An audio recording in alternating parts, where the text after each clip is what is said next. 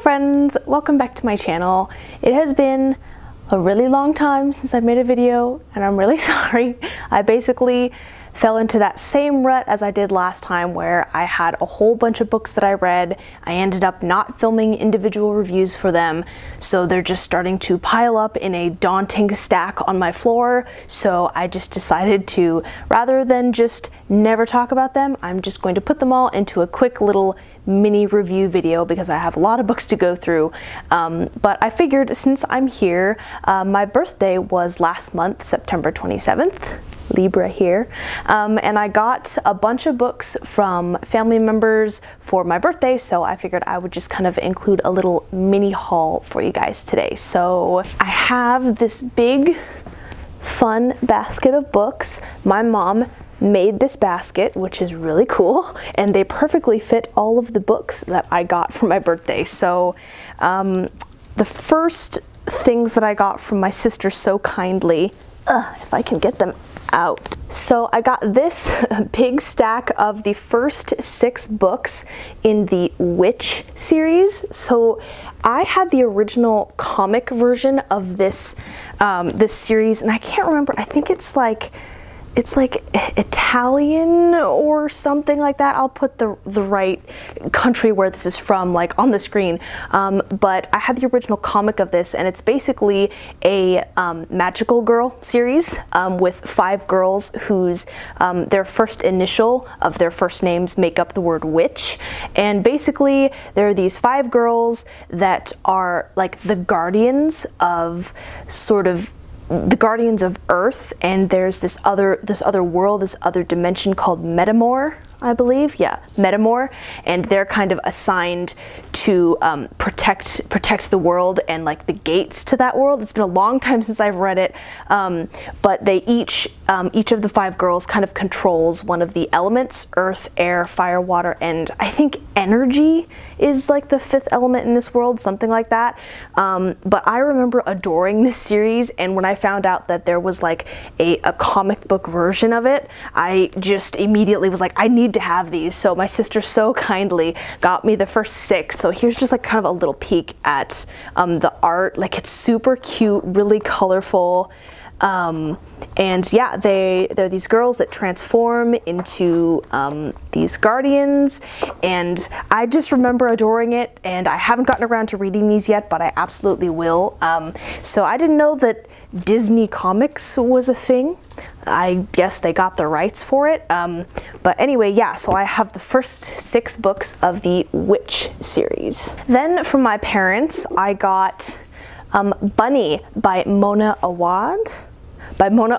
So this book has been going around like all year, and I have heard completely mixed reviews about it. I hear all over the board. I hear some people who are like, I hated this. This was weird. I didn't know what was going on. I didn't like it. And then I found people like Kayla from Books and Lala, who rated this 5 stars, and she was just like, this was so weird. I loved it. And then there are people in the middle who are like, it was weird, I don't know what to think of it. So weird is kind of the overarching agreement of the sentiment of this, and it's basically about this girl, I think, who joins this group of kind of popular girls at this college or this high school that she goes to, and they all call each other Bunny. And I've heard it's like this mix of Mean Girls and The Craft. Kind of this weird mix of that. I like Mean Girls just fine. I love The Craft, so this just sounds really weird and strange, so I'm really excited to read it. And the last book I got for my birthday is Nevernight, the first book in, what is this series even called? Okay, I can't even find the name of the series. I don't know if it's called the Nevernight Trilogy, but I've heard good things about it, although I think I just watched Erika from Aurabux. She made a video and she mentioned Jay Kristoff and that he's a jerk or something. I don't know anything about that, so please elaborate if you know more. But I've heard really good things about the series. All I remember is that I think it's like kind of like an assassin school sort of thing, maybe a revenge story, something like that. It sounds really good. I haven't looked too much into it. Don't want to spoil myself or anything, but I love the cover. I think the book just looks beautiful, and I don't know. Yeah, I got this before I heard anything bad about Jay Kristoff, so I don't know. I'm still looking forward to it though. So that is yeah, that was the last book that I got for my birthday. Okay, so now that we got that little haul out of the way, I have 6 books that I've read in the last couple months that I'm just gonna go ahead and show you guys here and talk about here and give my kind of little mini reviews. And the first one that I'm gonna go through is This Savage Song by Victoria Schwab, aka V.E. Schwab. This is the first book that I've ever read by her. I've heard her name a bunch tossed around in the YA community. I went into this not expecting very much. It has a very YA look and feel, so I just decided to give it a try because I have another book by V.E. Schwab that I wanted to read, and I decided to pick this one up as well. So you're following, this is the first book in a duology, the Monsters of Verity duology, and you're following these 2 main characters, Kate and August, and in this world it's kind of like our world, except something happened in the past where these creatures, these monsters, are now roaming the world, and August is one of these monsters. There are different breeds within the monsters, but he is one of these monsters. He does not want to kill, he doesn't want to be evil, all he wants to be is human. And then we're following Kate, who is the daughter of like one of the kind of the top dogs in her town, kind of like a mafia boss, and she wants to be this cruel person to prove herself to her father and kind of, you know, win his approval. So we have, you know, a monster that wants to be human and a human who is trying to act like a monster, you know, a cruel person. And they meet and they have to kind of figure out how to save their city from falling apart. And so I loved this, actually. It's like probably, yeah, like one of the my favorite books that I've read this year, and I was not expecting to love it as much as I did.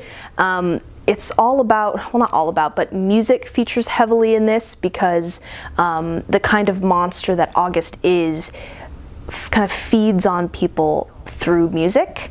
And I'm gonna post a picture of this fan art with full credit to the person. I can't remember who drew this art, but I'll give credit. This fan art is just so amazing. I love it so much. So I gave this book 5 out of 5 stars.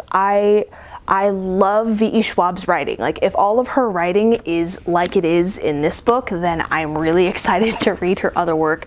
Just, she writes very simply. Like, her language is beautiful, but it doesn't stumble into purple prose. It's pretty straightforward, but still really beautiful.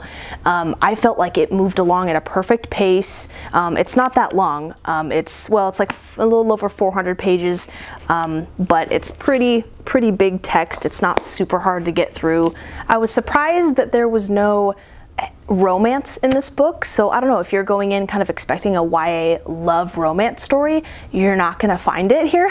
And I actually really liked that. The relationship between Kate and August is a platonic relationship, and it's done really well. I really liked that she didn't feel that she had to go into the realm of romance to make their relationship work. So a couple books after that, I decided to dive right in to the follow-up, the sequel, Our Dark Duet. And unfortunately, I gave this 3 out of 5 stars. The first book was amazing and I loved it, but the second book was just kind of meh. So, like, in this book, you follow kind of 3 perspectives versus the 2 perspectives of Kate and August in the first book. And the person that you're following, the third person that you're following, was kind of like an important side character in the first book. And I feel like he should have stayed that way. I feel like he was more interesting and compelling as a side character rather than a main villain. Like, in this book, he just sort of like mills around being evil and talking about his plans and what he wants and not actually like doing anything. So it was just like his points of view were just really boring to me.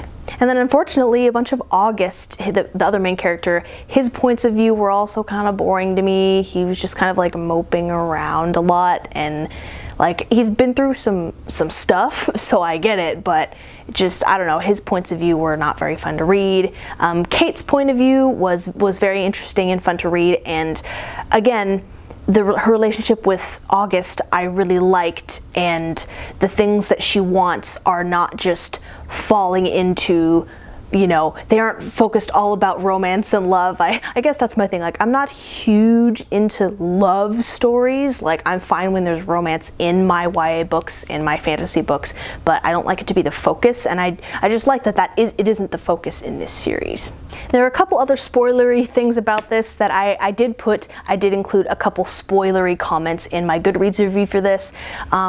It was just not as good as the first book. Absolutely love the first book, and this second book was fine. So, you know, 3 stars. I'm still really excited to read more by Victoria Schwab, because I really enjoyed my introduction to her work. The next book I read was The 10,000 Doors of January by Alix E. Harrow. So this, it was one of those rare instances where I did buy this new because I saw it, I thought the cover was pretty, and it sounded interesting to me, and people were really liking it when it first came out. So in this book, you're following this girl named January, who is the ward of this really rich gentleman, and I think this takes place in the 19... when does this take place? Okay, so it takes place at like the turn of the 20th century, so it's not a contemporary, but basically, so January Scholar is the ward of this rich guy. Her dad is around, but he kind of travels all the time. He's not really home, and he works for the person that she is the ward of, and she discovers this book called The 10,000 Doors, and it's like a portal fantasy, so I gave this book 3 stars. If you love flowery writing, you'll love this. It doesn't hit purple prose.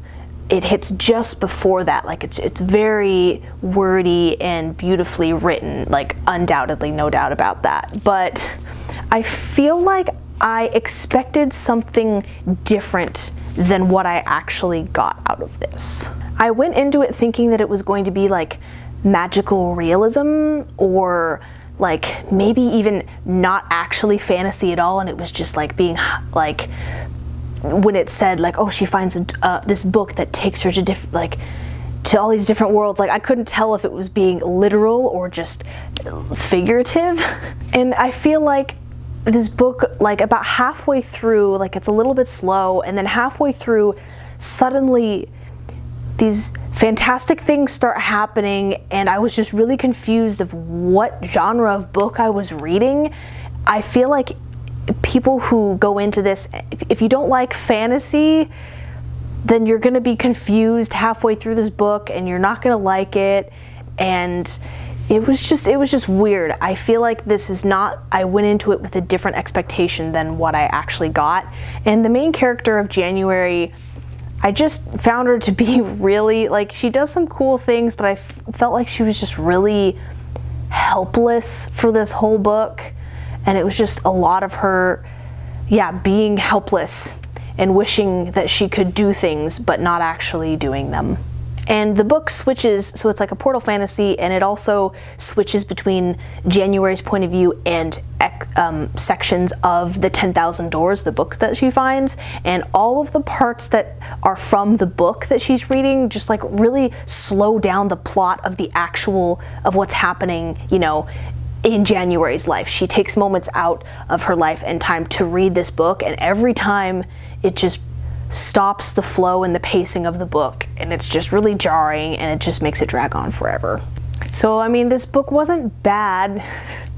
it just, like, I didn't love it. I'm never gonna read it again, so I don't really know. I guess it just depends on what you're looking for. Like, very beautiful writing, so if you like that, then you're gonna like this. So yeah, 3-star, nah, it was okay. The next book that I read was The Power by Naomi Alderman, and this was a lot. I gave it 4 out of 5 stars. I enjoyed it. It's gotten a lot of really controversial reviews because basically the plot is that, like, in an alternate version of our world, something happens where suddenly women are born with this power to, like, electrocute people. Like, they get this like this body part, like in their chest or like their clavicle, that allows them to, like, generate electricity. And it's basically a book about the switch of power dynamics, because suddenly women are able to, you know, dominate physically over men. And it's kind of, the book doesn't necessarily have a plot. You're basically watching how this all unfolded. Like, over the course of several years, you start from when this first girl discovers she has the power, and then you watch several years from that point how the world changes and how people react and how they feel about that. And yeah, you can imagine some of the reviews and comments from people about this book, particularly from those who perpetuate the patriarchy and don't like the idea of, you know, women being superior. But really, the point of this book is not to cheer on the idea of women abusing men. So if that's what you're worried about, that's not what this is. Really, it's kind of a commentary on the trappings of power and the idea that power corrupts and it doesn't really matter who has it. But if women did have it and they didn't have it before and they suddenly have this power, you know, what would happen? And, you know, content warning for, you know, there's some sexual assault stuff happening. There's some pretty graphic violence and a lot of curse words, a lot of F-bombs. So I don't know, like, this isn't really a book for the super lighthearted, but it was really interesting, a really interesting thought experiment, and I really enjoyed it. Oh yeah, and I'm just taking a look through my review on Goodreads, which you should check out if you're interested. There was a quote. I was kind of looking up some stuff about this book because it was just really interesting, and I wanted to see, you know, what other people were saying about it. And she did an interview with NPR in 2017, and this is a quote from it.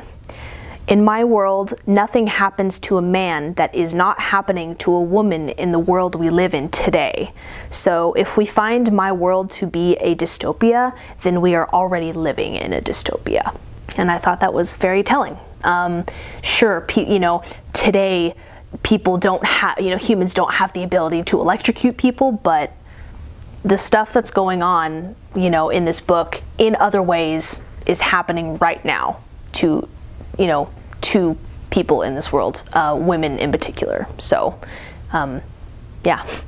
And then I read the first book in the Codex of Alera series by Jim Butcher called Furies of Calderon.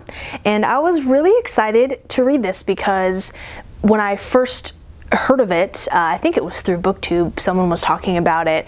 They described it as like a mix of Pokemon and like ancient Rome. And I love Pokemon and like elemental based magic, so I was all over this. I was so excited to read it. And I mean, honestly, of all the books I've read, like, I feel like I remember the least about this one. I rated it 3 out of 5. It wasn't bad, but it was just meh. I love elemental based magic. Like, of any kind of magic system, I will always have a place in my heart for just being able to manipulate the elements. I love it.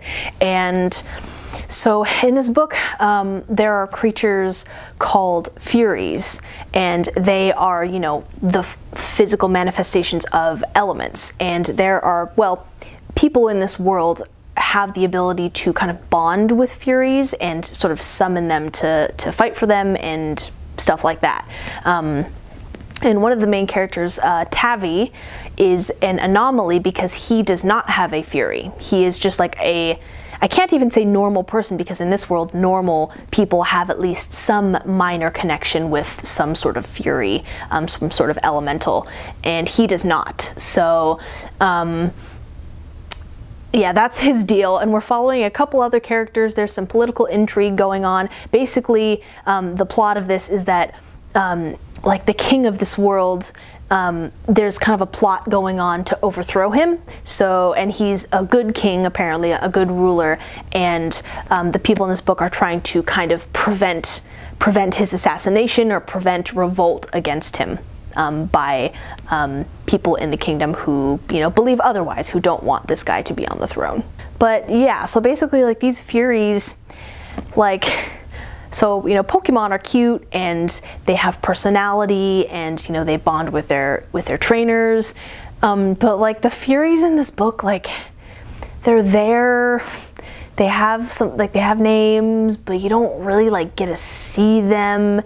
They don't seem to be super smart. Like, I don't know, they're just like, the Furies are really uninspiring in this book. Kind of boring. They're there and they do things. And a lot of the time they're not like flashy and showy. They kind of enhance certain capabilities of the human that they're bonded with.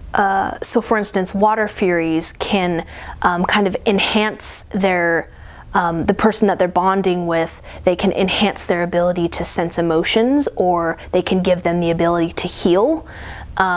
So there's stuff that, like, you don't directly see the Fury doing. They just kind of, oh, I have a Fury and it boosts this stat of me, like, rather than seeing them, you know, fighting or doing stuff. It's just like stuff that you can't see, so it's just like, it's kind of boring.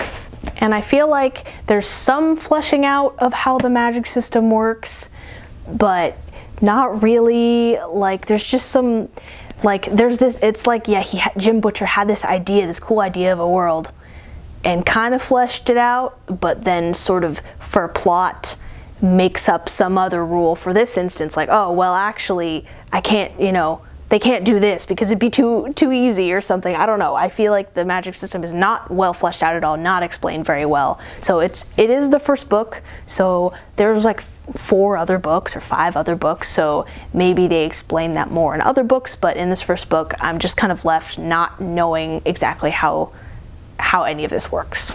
I do like most of the characters, but we don't really stick around with any of them long enough to, like, really get to know them or connect with them, so that's kind of a bummer. But the bad guy, kind of one of the main bad guys, is really interesting, like, because he's not just an evil person, he has his own ideas of what's best for the realm, and, you know, so he's not evil, he strongly believes in what he believes in, and he, you know, he's gonna do whatever it takes to save the realm in his eyes.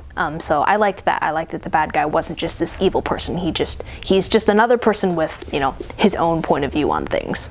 So yeah, this was 3 out of 5 stars. It felt kind of pulpy, which wasn't a bad thing. I've heard that Jim Butcher's other famous series, the Dresden Files or whatever, is pretty well known, and I've heard that they're pretty pulpy. They're just kind of fun action fantasy adventures. So, you know, I thought this was fine. I have, like, the 2nd and 3rd book. We'll see when I get around to it. I'm not feeling particularly inspired to go back to it. I do want to give it a chance, though, because I do like the concept. I just think it was kind of executed poorly. So yeah, hopefully I get inspired eventually to read the 2nd book. And the final book that I'm going to talk about today is The Institute by Stephen King. I have not read a lot of Stephen King. I have only read 1 book by him under this name, which was Dreamcatcher. Kind of, I don't know if anyone else if any of you have read Dreamcatcher. I don't think it's one of his more famous, popular ones.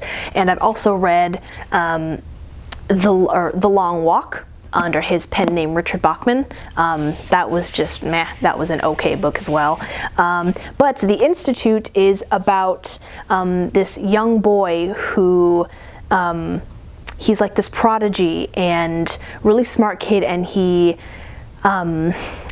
wakes up one day, his parents are murdered, and he wakes up in the Institute, this place where you know, he doesn't know what's going on. There are a bunch of other kids there, and the Institute is just this mysterious organization with these people who do all these tests and stuff, and I don't want to say too much because, I don't know, it's so I've seen this categorized as horror, probably because it's Stephen King.